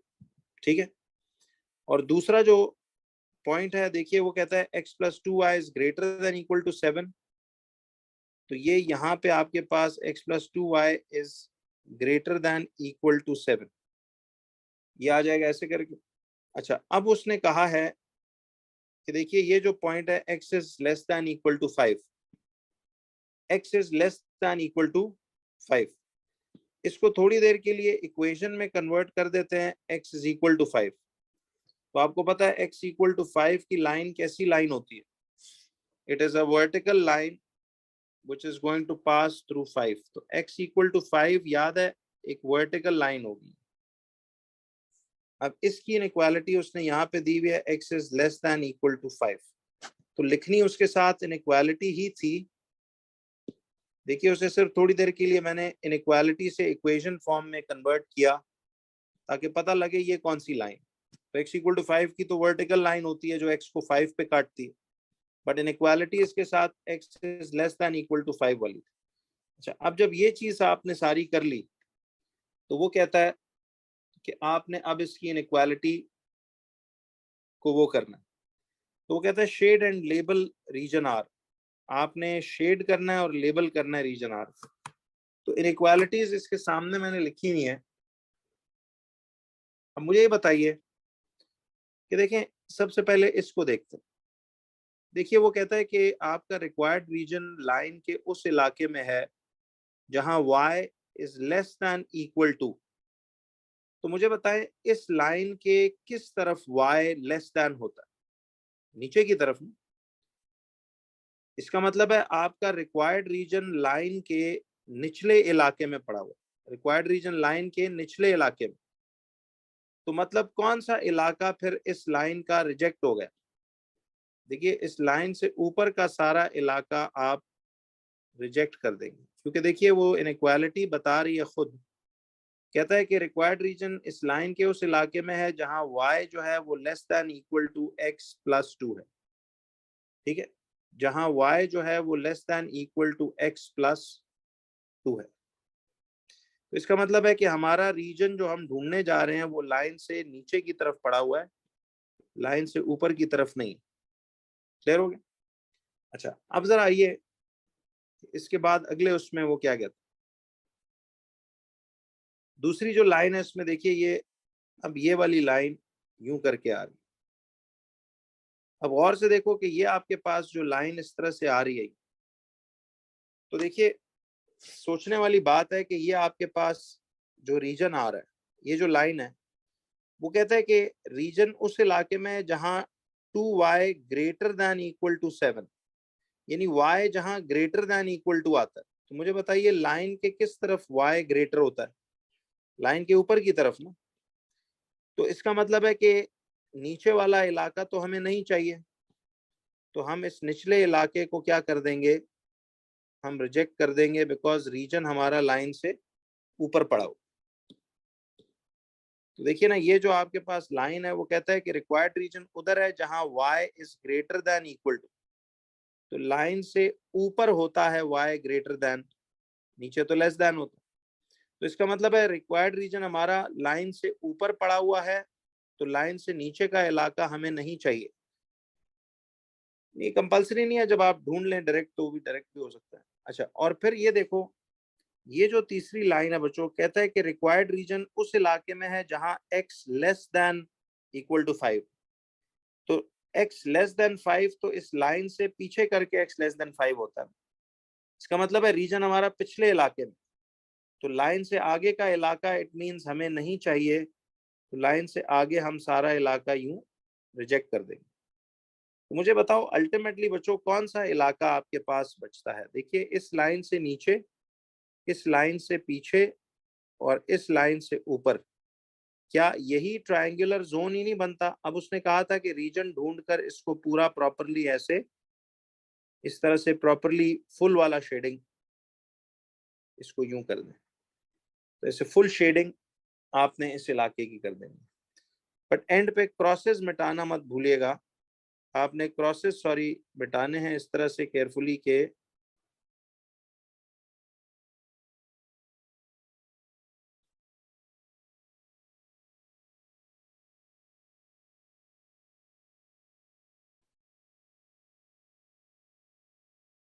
ठीक है जी। तो अब जब ये आपने मिटा दिए इस तरह से, तो अब इस इलाके को आपने शेड आउट करना है। तो मैं पहले जरा इसको फुल शेडिंग कर रहा था, तो आप भी इसको आप पूरी वाली करना, मैं जरा इस तरह थोड़ा टाइम इसको बचा रहा हूँ। तो ये है वो रिक्वायर्ड रीजन, तो इसको ऐसे आर का लेबलिंग भी कर, ठीक है, इस रिक्वायर्ड रीजन को ऐसे ऐसे आर का लेबल लगा दो। तो ये इलाका आपके रिक्वायर्ड रीजन में आता है। क्लियर? अब देखिए सामने इक्वल टू के साइंस थे, greater than equal to, less than equal to, इसलिए सॉलिड लाइनें बनाई। ठीक है, अब आपको पता है कि इस वक्त ये बाउंड्री के ऊपर वाले पॉइंट्स भी इस रिक्वायर्ड रीजन का हिस्सा माने जाएंगे, याद है?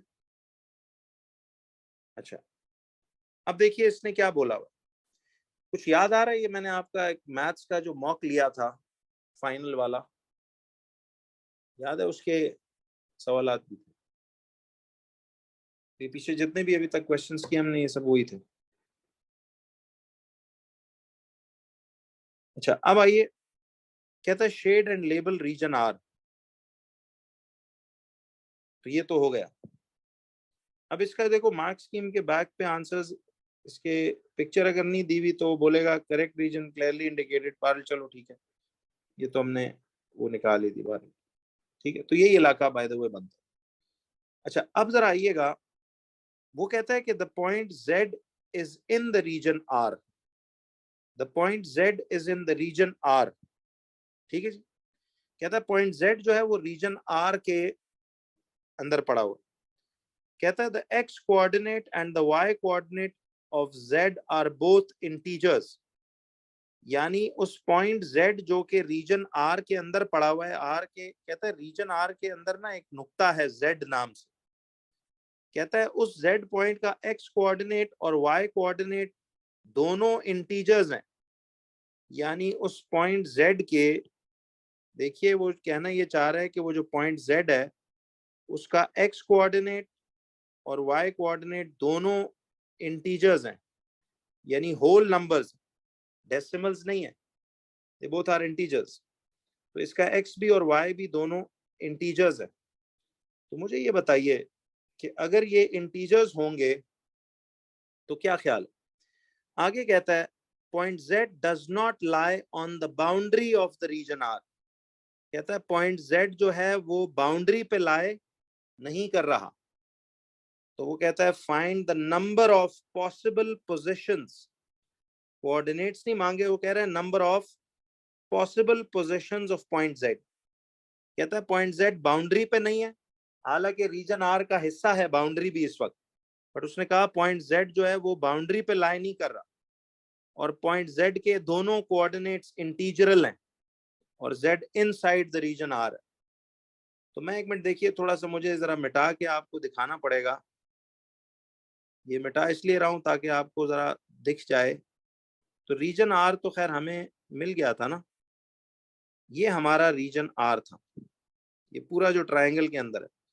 देखिए हालांकि इस वक्त ये बाउंड्री के कोऑर्डिनेट्स भी रीजन R का हिस्सा तो हैं, लेकिन वो कह रहा है पॉइंट Z बाउंड्री पे नहीं है। अच्छा, मुझे बता सकते हो कि कितने ऐसे कोऑर्डिनेट्स हैं, यानी Z की पॉसिबल पोजीशंस क्या क्या हो सकती है? क्या बच्चों Z की ये पॉसिबल पोजीशन हो सकती है? बिल्कुल हो सकती है। देखो इस Z में इसका x कोऑर्डिनेट 2 आ रहा है और y कोऑर्डिनेट 3 आ रहा है, और वाकई देखिए ये नुक्ता रीजन R के अंदर भी है, बाउंड्री पे भी नहीं है, और इसके दोनों x कोऑर्डिनेट भी और y कोऑर्डिनेट भी इंटीजरल है। 2,3 देखो दोनों इंटीजर्स हैं, x कोऑर्डिनेट भी इंटीजर है, y कोऑर्डिनेट भी इंटीजर है। तो इस लिहाज से देखा जाए, मैं चलो कोई और कलर लगाता हूँ इस पे, एक नुक्ता ये बनता है।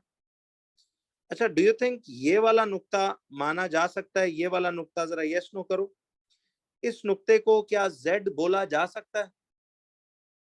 बताइए जी।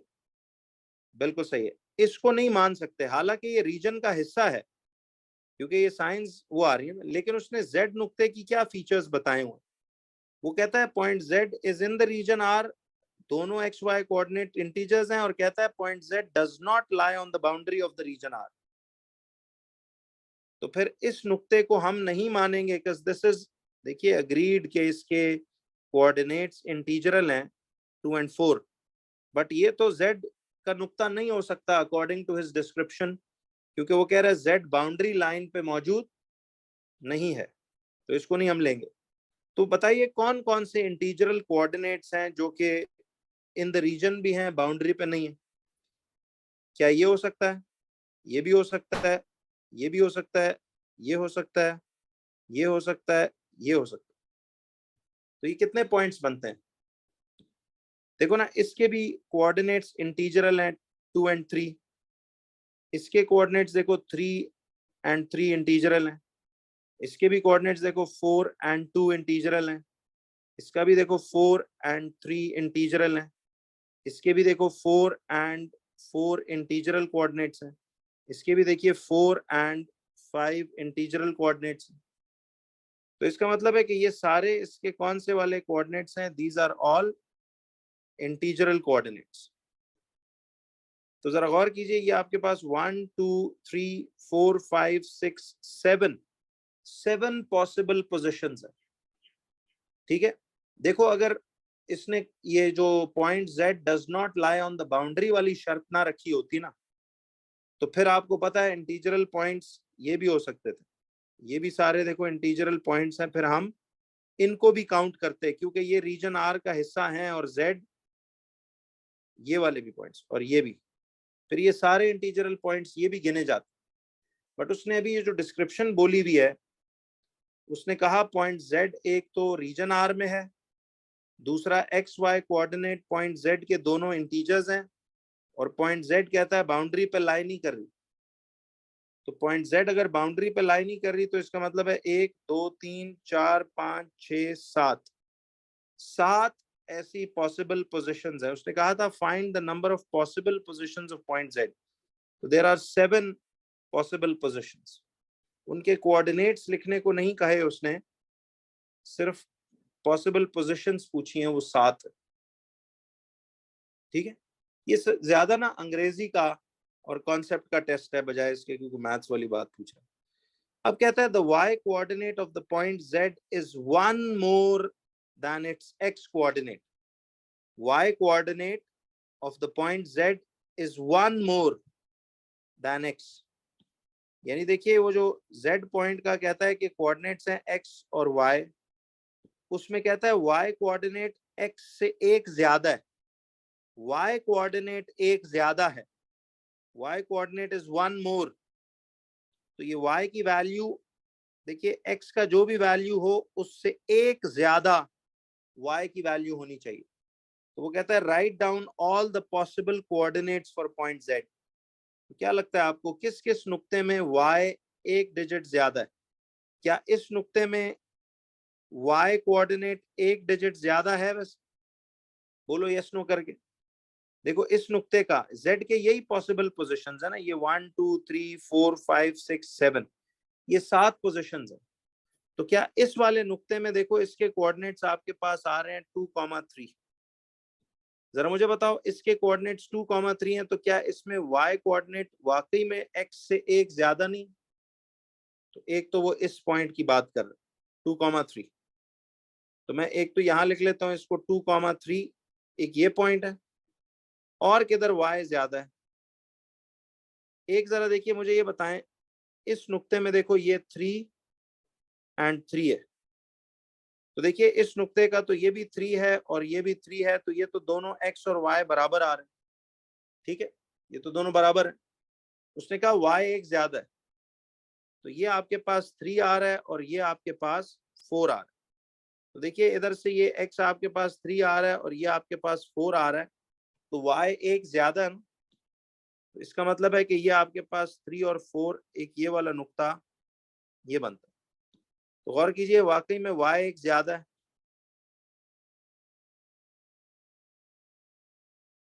तो ये 3,4 ये आ गया। ठीक है,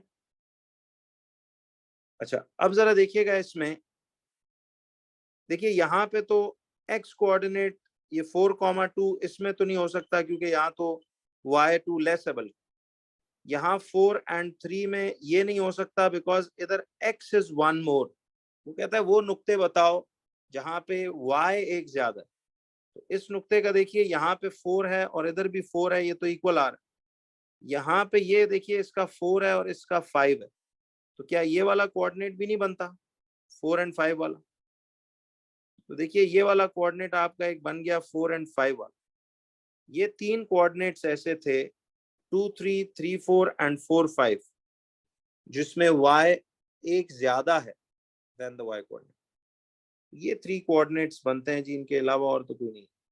तो 2,3 3,4 and 4,5 यही जवाब हमारा भी